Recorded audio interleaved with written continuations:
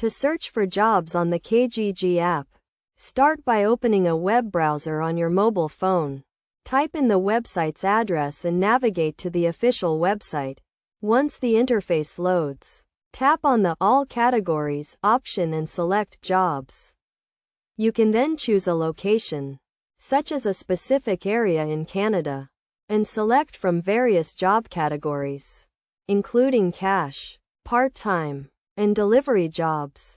After selecting your preferred category, wait for the results to load, and then sort the jobs by newest first for the most up-to-date listings.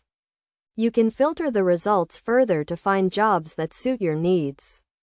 For example, you can find online work opportunities that offer flexible hours and competitive pay.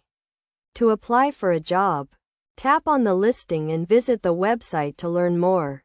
Scroll down to find other available options and contact the employer using the provided method. Whether it's through WhatsApp or by leaving your resume, this will allow you to get in touch with the employer and potentially secure a job.